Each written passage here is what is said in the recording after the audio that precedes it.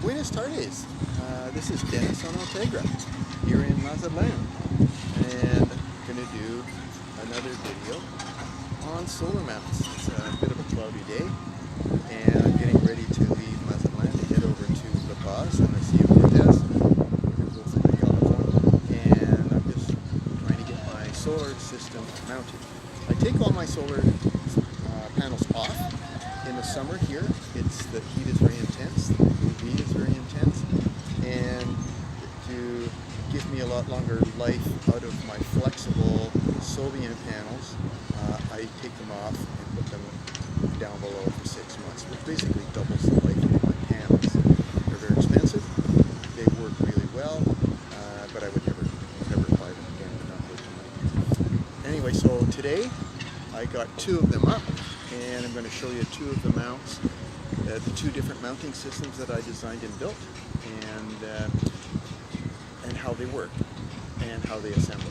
The reason I have done these is that I have an older 1983 IOR racing boat. This was an all-out race boat at one time in its life, and the old IOR boats had very narrow transepts. Mine is basically 7 feet across the back, so I don't have the huge real estate a lot of the new bendy toys and Genoas and all these other boats have today, which is the real estate don't have it. And irrespective of that, I would still use these same kind of mounts because solar panels are expensive, and I want to get the maximum efficiency out of them. So when I was trying to figure this out, I figured, okay, how do I do this? And the easiest way to get good efficiency from your solar panels is to make the solar panels face the sun. The more you can do that, the more efficiency you're going to get. Rather than having them flat, having your sails blanket them, your antennas or whatever you have around the boat, blanket them where they're not going to work for you. I articulate mine so I can have at least 2 panels always facing the sun whenever it is up, and I get really good electricity production out of them. So let's just get started. I'll show you what I'm doing, what I've done. Now you're gonna, this is one system, it's sitting up. This is an 80 watt Renogy solar panel. I bought, the only 80 watts I could find were in Canada, and they're not available in the United States, but that's okay, I'm Canadian, so it was easier for me to get. And you can see on the back corner here, that is a 150 watt Solbian flex panel, and I have 150s on a corner, each corner of the boat. The other one we're going to show you is down below. I'm just going to show you how that one works, and then I'm going to show you how I built this one here. I'm going to say something about flex panels, people putting them on Bimini tops. Now I have a hard Bimini. It's carbon fiber and fiberglass. You can see the multi-directional glass here. The big holes here are because I had 2 70 watt Solbian flex panels stuck on there. When I got them about 10 years ago, they just said, just glue them on, so I did. And this is, the heat generated by them was immense, and it cracked all of the fiberglass, all the filler I should say. And I obviously had way too much filler in it, but it still worked out okay. So these are like this now because I'm not allowed to do the work here in Mazatlan to fix it. There was a problem with the boat. Somebody painted their big sport fisherman at the dock and made a hell of a mess, so the marina just shut all the work down. We can't do it. So I can't do the work, so I'm going to wait till I get to La Paz and I'll be able to do it there. So this 80 watt panel there, it completely rotates, and it rotates on a mount that I'm going to show you. And this is the mounting I built into the hardtop. This hardtop is built with 1/2-inch foam, carbon fiber on the inside, 2 layers of fiberglass, and then filled and faired out on the top. So this piece here is 1/2-inch fiberglass. It has a name, I can't remember what the name is, but it's extremely dense and extremely strong. I cut the hole out, epoxied it, and I put 4 little inserts in there to mount the mount, which I'm going to show you. Then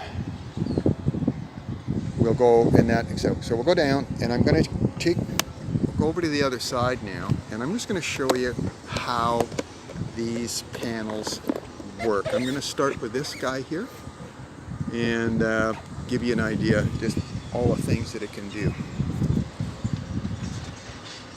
So what we have is this panel rotates all the way around. Actually, it rotates basically 180 one way, 180 the other, because the conductor cable goes to a hole in the center. So rather than get it all wrapped up, I basically limit it to maybe 180. So also, you can see at the back, there is this little support arm. This is just a hatch support, stainless steel, cheap, which is bought it online, and it works really well. So,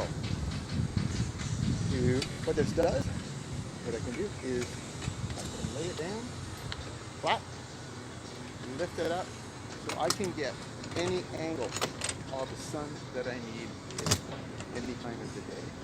Works all directions, so you can always find a position that is going to get either one side or the other will get you'll get the direct sun. This one, it doesn't rotate all the way. The antenna mast is all just moving away, but I can go pretty well, get it around. Now it has a mount which I'll show you. So the panel can come out, and then the panel can go all the way down. I use it down in this position quite often. If I'm out in if the sun is going down, I put it down and it just affords me a little more shade. If I'm sitting, it works quite well. There is a quick release pin, and then it goes into the mount. This is quite a light system, easy to work, anybody can work it. And then a quick pin goes in, then you can rotate. Now again, the antenna farm doesn't work so well on this side when the sun is off my close side. Start with the 80s. These are the Renogy 80s. They come in a variety size. I'm actually quite happy with this Renogy. They had a really good rating, and they were very well priced. I bought these in Canada when I was up there last year, and I just they came very nicely boxed, and I just taped the two boxes together, bought it as excess luggage. Got on a plane in Toronto and went through Mexico City, came here to Mazatlan, and the solar panels were here, so I managed to get them in, and they didn't even declare them. Nobody asked me. So here is that panel, and the secret to this whole thing is the mount. The mount is this.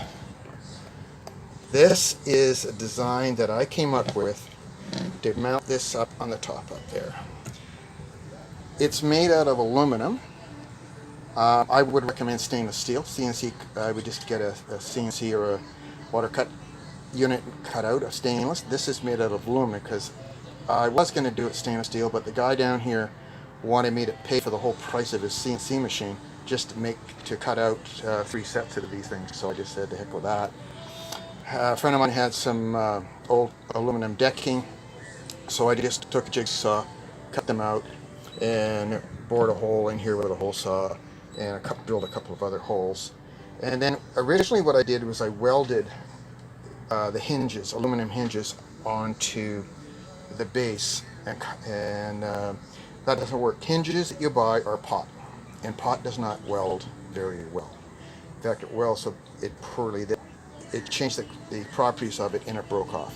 Now, the other piece we had welded with this little tab on here, but this is not pot. That was just another piece I cut out of the same material. You can see how it's 1/4 inch thick, and this is just a hole. This is welded on. most of this I made the hole and I made the design. I tried to find something that was aesthetically pleasing to me, and this worked out pretty good. So these hinges are aluminum again, but I drilled and tapped, and I just put machine screws. I use everything I use in my boat is hex as much as possible. So then there's another hole here, which I use for, this is how I attach and remove the base. This little hole here is for a knob. That's the friction knob.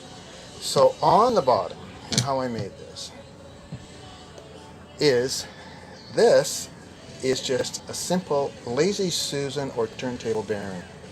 They come in a variety of sizes. This is a 6-inch. They come up to 12. I saw 12s. I didn't look any further. But if you were to put, say, a 200-watt panel on one of these and enlarge it to take a 200, I'd put a 10 or a 12-watt bearing on just to cut the leverage down. And this one is aluminum with stainless steel balls. If I was to do it again, which I'm not going to because these prototypes work so well, there's no need for me to make more. I just lubed the bearing inside. I just use lanolin, which you might know as Lanacoat, but you can buy just straight lanolin you could buy a lifetime supply for 10 boats for half of what you pay for one little container of Lanacoat. It's the same thing. It's just lanolin, or they call it wool grease.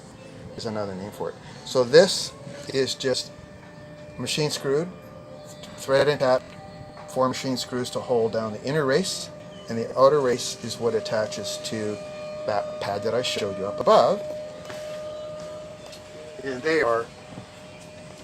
And that's just those inserts I showed you is one of these. These are brass, so I don't have to worry about stainless steel, aluminum. This just works better, and I just again use lanolin to give me my barrier. These you drill a oversized hole. These just thread in. You put a short bolt in there, just thread it in, and then with Loctite or anything else that you want to, maybe 5200, something because you don't want it to come out. In it goes, and now you manage to get through, and you just tighten the machine screw down and put it on that. So pretty straightforward. And again, it worked out extremely well. So we'll go back to the panel. On this panel, what I have is I added just a C channel in here. I just pop rivet down there, and that is what gave me a place to mount the hatch. This is the hatch support, and this is let's stop. Anyway, I'll get that out. But this just attaches to the base. That's that little tab on the base of right here. Just goes on that bolt. And the base up here, I've taken the other part of the hinge, and that just clicks into there. Mount. They're not as secure as if they were bolted down onto a stainless steel frame. So I wanted it removable. So the conductor, I changed the conductor and that pan, so if I ever get caught out in a bad situation where there's going to be too much wind and I'm not happy with it, then I can take them down. I have had these out in 45 knots, and there was not an issue with them at all. So going back to the big panel, the 150s, hopefully we can see, this is made out of, they're both made out of stainless steel. This is the third version, and you can see it's just a rectangle that I made to fit that panel. Support rod in the center. This is the adjusting device, another tube, and there's two of these this way, and that's because I had it made in Mexico, and the first one they didn't do right, so too short, so they had to add on another section. And then when I made the second one, because I had at one time I had a wind generator up in the other corner, and locals, and then so I just made to make them look the same, just for aesthetics. Did that. So that here is this part. Now this is overbuilt. This size of this, that's about 5 inches. It was supposed to have been 3, I should say. And this size of this arch was way overbuilt, oversized. The holes are too big. This is the center post. This mounts, I'll show you up on the top part. There's a center pin that bolt that goes through there, and that's what rotates it up and down. And then these holes go through the other part on the fixed part, and that's how you get the different angle. This is all welded together. Now, this again is for another sole beam panel. And how I attach this sole beam panel. The sole beam panel weighs 4 pounds. So I use this 3M dual lock. It is absolutely amazing. This is it, and it is like Velcro, but not. It's this is both the hooks and the loops. It just fits together, and it has absolutely incredible holding power. There's different kinds you can get for interior or exterior. My experience over the last 10 years with this stuff, it doesn't matter. I bought this. I had to replace a little bit on a strip up here. I just bought this at Home Depot.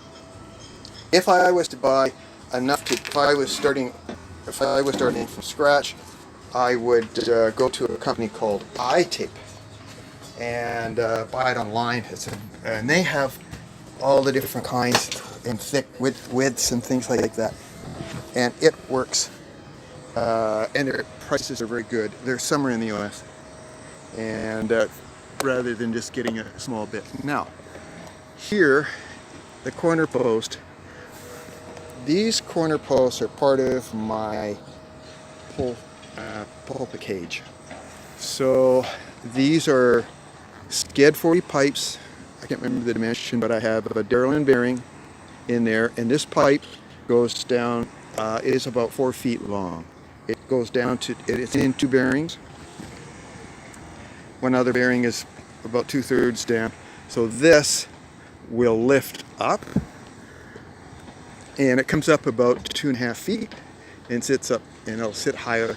It gives you the motion. The conduit for the solar panel goes down through the center and runs down through the boat to my electrical section, where I have the Victron 75150 solar control. So I have a solar controller for every panel. Is the best way to do it, and they're really good things because you can watch them on your cell phone with the Sylvian app or the Victron app. Okay, so here again is the center, where the other part fits over top of it. Bolt goes through, and the pin just fits. So now you rotate and lift up and down, so it does exactly the same thing as what you see over there. This panel is the one that's more in the clear. It's further away from the antenna farm, and so this one actually works out to be the most efficient. And yeah, there you go. That's my system. And again, I've had this corner systems for about 12 years, and I've been very, very, very happy with it. These ones here I put on last year, and as a prototype worked out very well, and I was extremely happy with the way these were. I will set them up when I go to bed. I set panels up to be angled for the sun.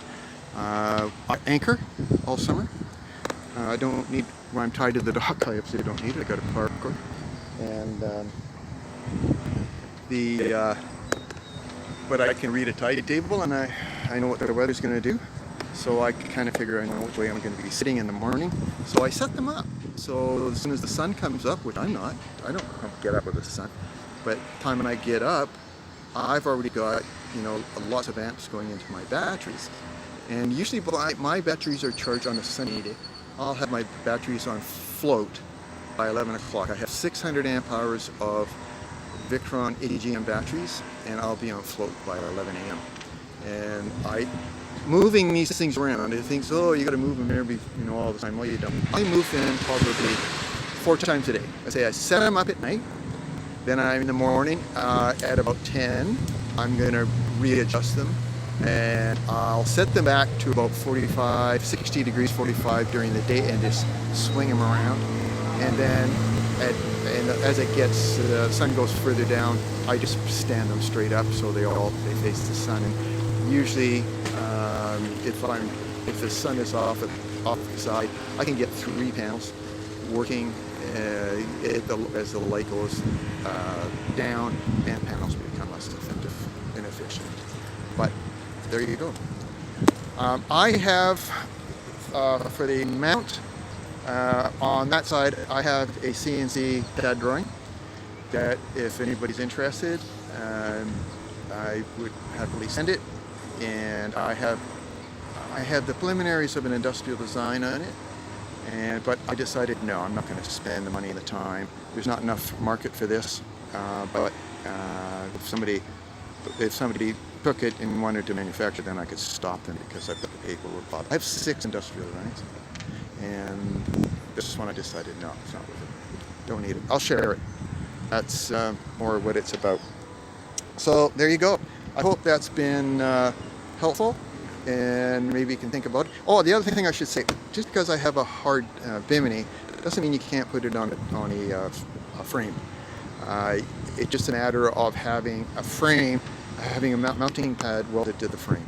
As long as the frame's work, just bolt it on, and it's there you go. It would work fine. The corner ones are a little different because my push pit is completely redesigned from the original. The 24-inch 7/8 inch pipe doesn't cut it for me, so I've moved all of my stanchions. My push pit, pull pit are all 30 inches high, 1.1/8" tubing. I've moved the push pit a foot further forward, and then standard. So in the cockpit, when I'm at the helm, wheel is up. I keep the wheel stored up above. When I'm at the helm, I am completely in a cage. I ain't going anywhere. And if this boat is amazing on the ocean. This boat has raced twice across the Atlantic, and so there's that cage back there. If I just tether in, there's nowhere I'm going anywhere. So I was able to put those vertical pipes in when I redid it, but there's still other ways you can put those pipes in. There's lots of different designs out there. You can steal bits and pieces of ideas and make it. So there you go. I hope that was gives you some ideas, some help, and maybe if you're planning another project, just gives you something to think about. So if you have any questions, just put them in the comments. And again, as I had that CAD drawing for the base, and I'm very willing to share it. So there you go. Have a great day. Buenas tardes.